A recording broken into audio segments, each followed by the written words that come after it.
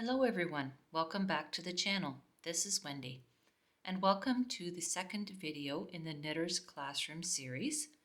In the first video, I showed you how to cast on, do a plain knit stitch, and cast off or bind off on the other end of the work. And I talked about how the knit stitch looks different depending on the side of the stitch that you're looking at. So the bumpy side is the back of the stitch and the smooth side is the front. We're going to continue on in that today, and I'm going to introduce you to the second main stitch in a knitter's repertoire, which is the purl stitch. And we'll be making this little sleeve for a coffee can or hot chocolate can to hold pencils or knitting needles, whatever you want to hold. But you can see on this one that it alternates between knit stitches and purl stitches. But of course, when you turn it inside out, our purls look like knit on the other side and our knit looks like purls. This is a really important concept to understand to be a successful knitter. I will also be demonstrating how to do a simplified long tail cast on. The long tail cast on is another fundamental in the knitter's toolbox, so it's important to understand how to do that as well. If you prefer the cable cast on that we did the last time, that's fine. You can continue to do that one, but it's really great to have more tools, like I say, in your toolbox. So we'll be doing a new cast on and practicing the purl stitch along with the knit stitch that we already learned. So let's get started.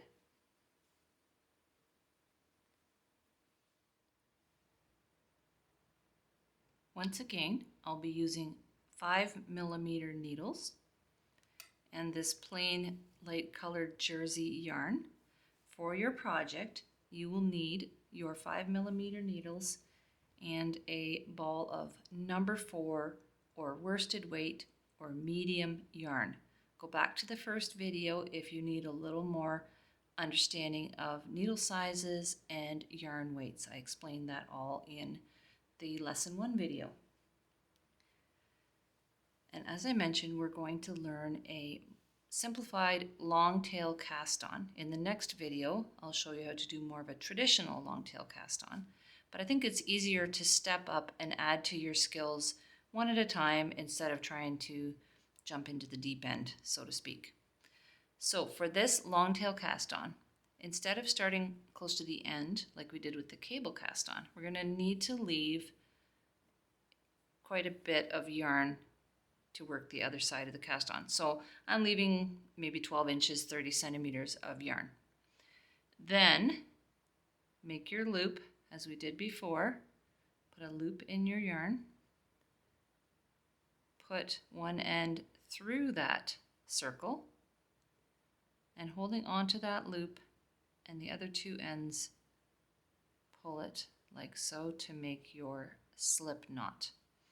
And it's called a slip knot again because when you pull one end, it tightens up. Then take your 5mm needle and put the slip knot on your needle. Snug it up a little bit.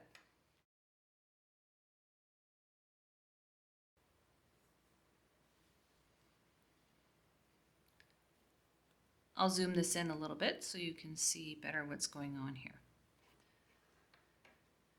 So setting the end of the needle on the table or tucking it under your arm, hold onto it in your dominant hand, which in my case is my right hand. You'd switch that over if it was your left hand.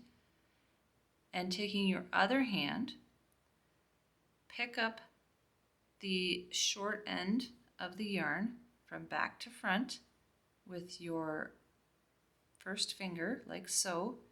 Tip it up and scoop up the yarn from left to right with the needle.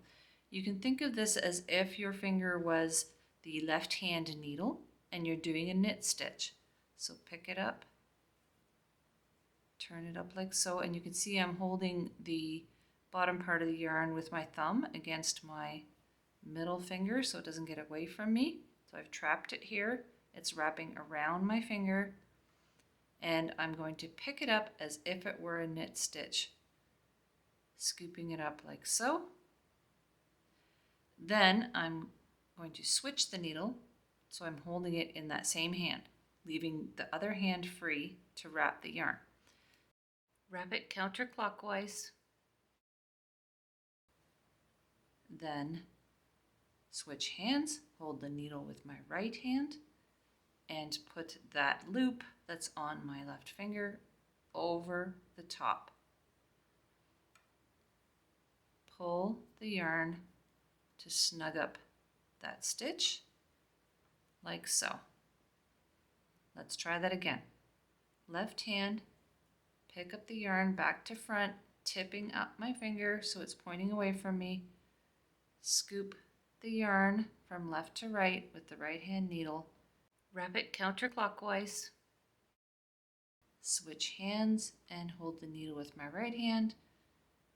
Scoop the yarn from back to front as if I was making a knit stitch, and pull on this left hand piece to tighten up the stitch. Don't want it so tight. It's good to have a gap between your stitches of at least the width of the yarn. Again, left hand, pick up from back to front, scoop as if to knit, wrap, put the yarn over top and scoop that stitch that you just made, that wrap that you just made to the front, and pull the left hand yarn. Pick up from the back, knit off of your finger, wrap it with the right hand, hang on to the needle, scoop that wrap to the front, pull the left hand yarn. We're going to do that several more times.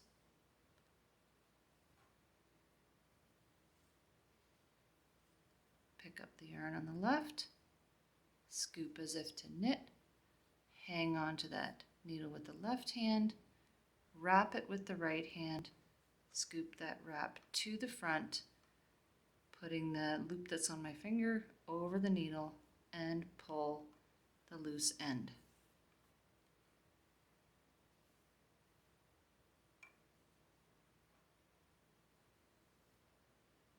Okay, pick up the yarn, knit off my finger, wrap that stitch, bring it to the front, just like a knit stitch.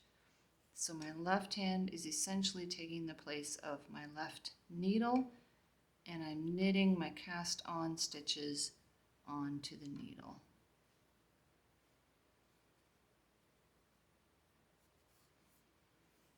Scooch them down a little bit to make some room. If it's awkward at first, it's okay. It takes a little bit to kind of figure out how to hang on to two sides of yarn and your needle and not drop things. That's okay. If you drop it partway through, for example, if I went like that, I forgot to knit it, I could just pull that last one off and try it again.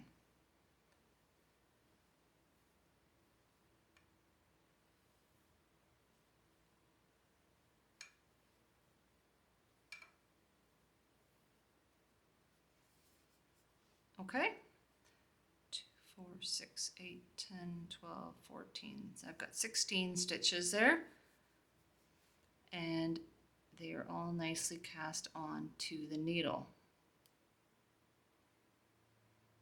So give that a try, and when you're ready to go to the next row, come on back and we will knit the next row. If you followed along in lesson 1 and made the simple knit hat that we created there, you'll know what happens next. Now that the stitches are cast on, you switch that needle over to your non-dominant hand. In my case, that's my left hand. And picking up the other needle, we're going to work the stitches one at a time off of the left needle onto the right needle, forming a new row. Our first row is a knit row. Put the needle in from left to right through the stitch like so. Then taking the end of the yarn that leads to the ball, wrap it counterclockwise, scoop it to the front and off, in, around, through, and off, in, around, through, and off. That's your basic knit stitch that you've hopefully been practicing already. Knit all the way to the end.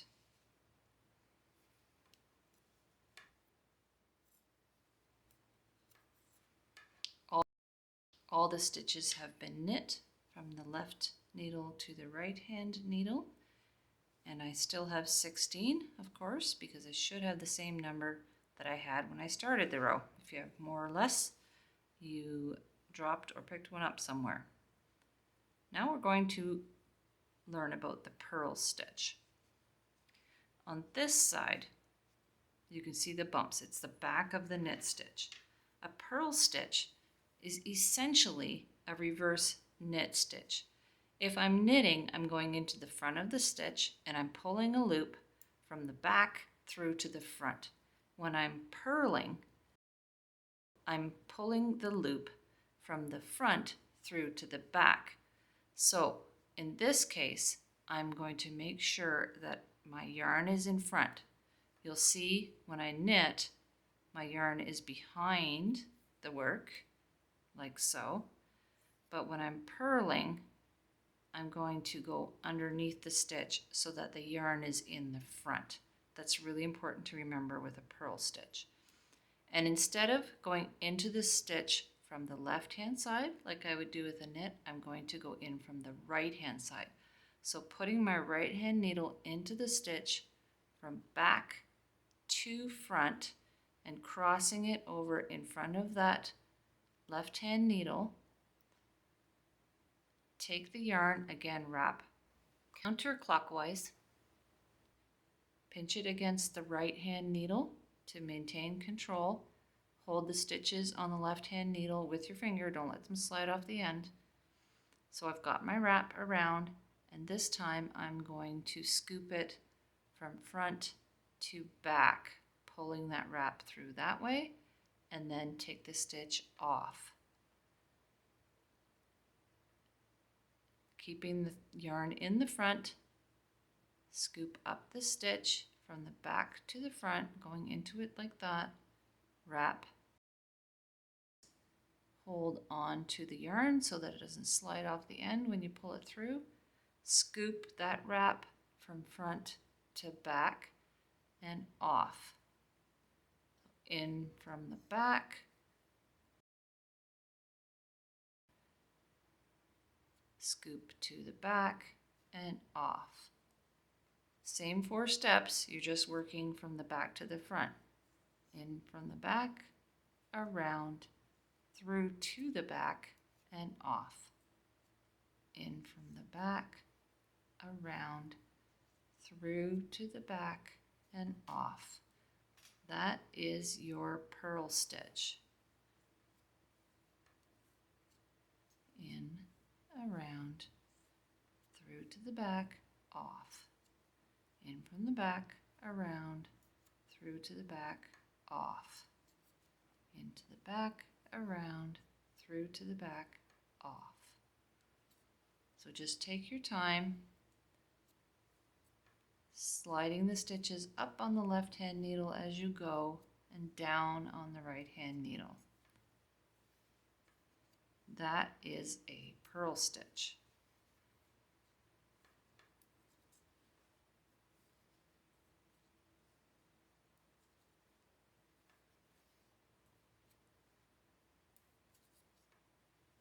Into the last one and through to the back and off.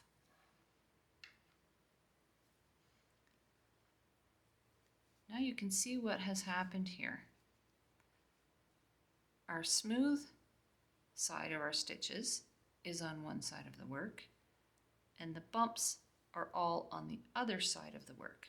This looks different than when we did knitting on every side. In this case, we've got all the smooth sides, or both of them, the first 2 rows on this side, and the bumps on the back. It looks like a knit stitch from this side and a purl stitch from that side, which it is. It's the same stitch. It just depends which side you're looking at it. In both cases, you're just scooping a loop through. On the knit side, you're scooping the loop from the back to the front, and on the purl side, you're scooping the loop from the front to the back. So we're on this side now, and this is our knit side, our smooth side. I'm going to knit on this side again.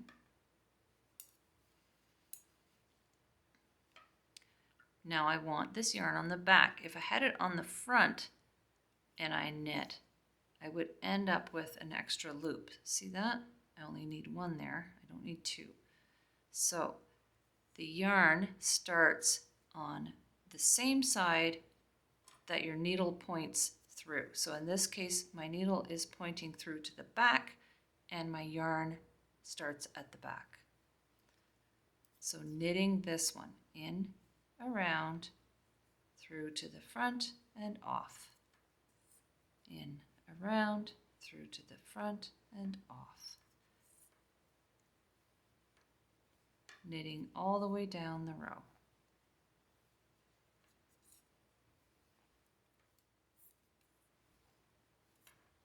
Turn the needles around, full one on the left hand side, empty one on the right hand side. So when I look at my work, this is the bumpy side, that's the purl side, that's the knit side. One of the goals of this series is to teach you also to understand how a pattern is written. So my instruction for this row, if it was written out in a pattern, would say purl across. Capital letter P across, purl across. I'll put that on the screen in a little box so you can see what that looks like. So again, for my purl one, remember I'm going from the back to the front, so I want to make sure my yarn is also on the front. If it was on the back, I'd end up with a double stitch. So back to front, it should be above the little bump, the little crossways bump there. Wrap it counterclockwise, pull the loop from front to back. That's your purl stitch. Back to front, wrap, front to back, off. Back to front, wrap, front to back, off. Back to front, wrap, through and off. Back, around, through and off.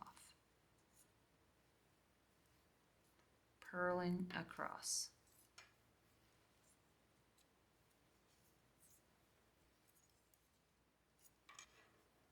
Turn it around. So far I have done 4 rows plus my cast on. We don't count the row that's on the needle and we don't count the cast on. But if I look at the V's, I can see that I have, let me see if I can show you this here. I can see that I have 1, 2, 3, 4 V's. You see that? So 4 rows done. This is my knit side again. I'm going to knit with the yarn in the back, go through front to back. And this would be K across or knit across.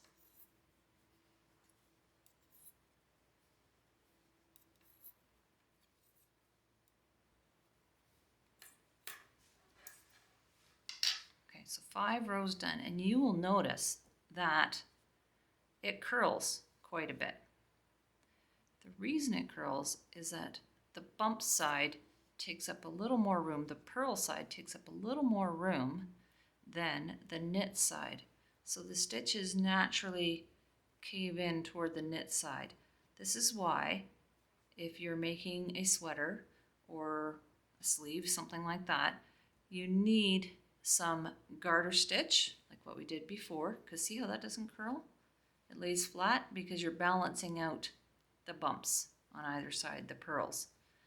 You need some ribbing, and we will get into that in another video. the next one actually, to keep that first part flat, because your edge will always curl up if you're just doing knitting on one side and purling on the other side. And that kind of a pattern is called a stockinette stitch. So if your pattern is referring to stockinette, it means that your purls face one way and your knits face the other way, so you have a smooth side and a bumpy side.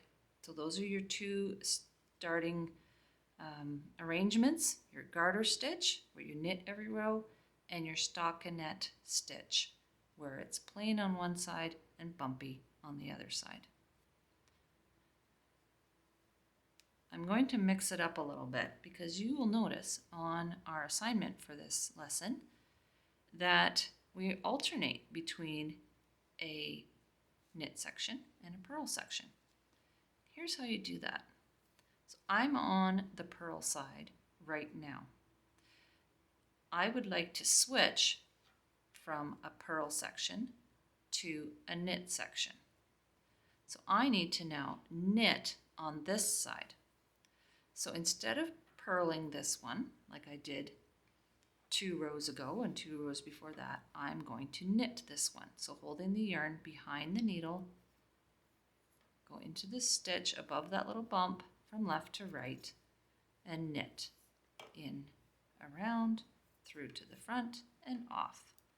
In from the front, around, through to the front and off. That's my knit stitch again. I'm going to knit across this whole row.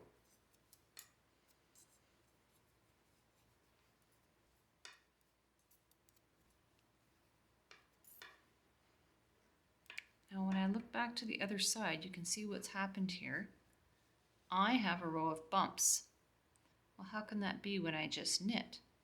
Well, that's because the knit is on the other side, right? I knit from this side. You can see the smooth ones right there above all the bumps. And the bumps have switched around to this side. So now when I look at this one, I know that if I want to continue with my purl section, like so, I need to do another row of purls there. So I'm going to purl the purls. So yarn in front, back to front, pull it through to the back and off. Insert the needle back to front, wrap, pull that wrap to the back and off.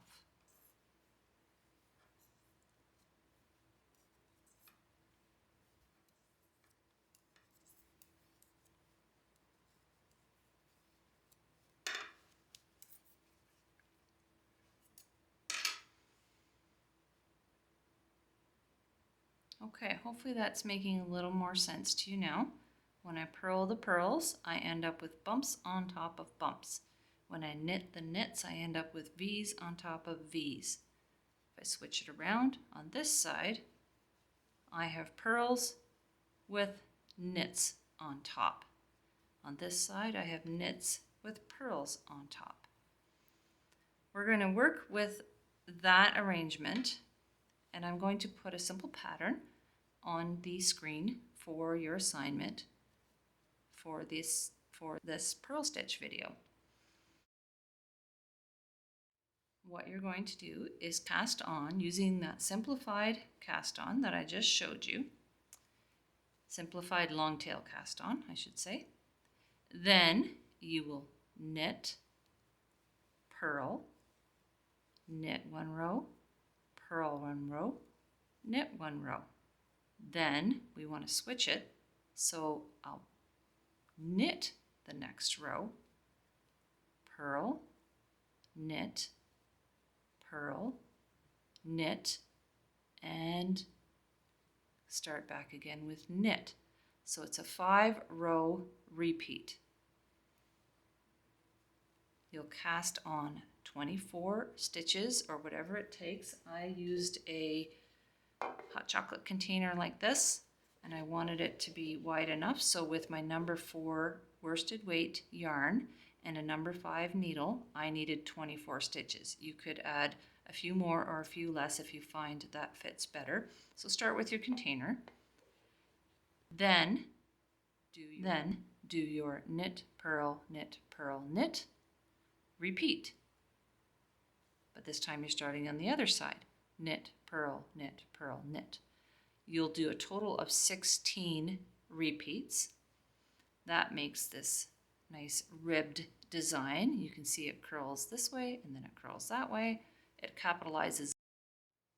When you have finished the 16 repeats of the pattern, then bind off as I showed you in lesson 1 by knitting the first 2 stitches, pick up the first one, put it over the second one and off the needle. Knit one more, pick up the first one, put it over the second one and off the needle. Continuing that way to the end of the needle until you have done a bind off for all of the stitches.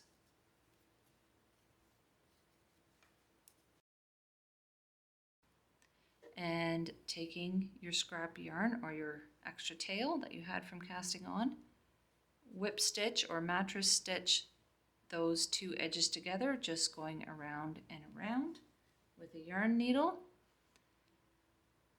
Work in your ends or weave in your ends, and then you will have a nice decorated container to celebrate your knitting skills. There we go. Then you can take your needles and store them in your container proudly on your table or desk so that they're handy and ready for you and your next knitting project. Let me know what you think of this tutorial in the comments below. I hope it helped you to become a more proficient knitter. And join me for the next video where I will be showing you how to do a knit and purl combination ribbing and making a beautiful ribbed scarf as your assignment. Thanks for joining me today. I'll see you soon. Have a super day.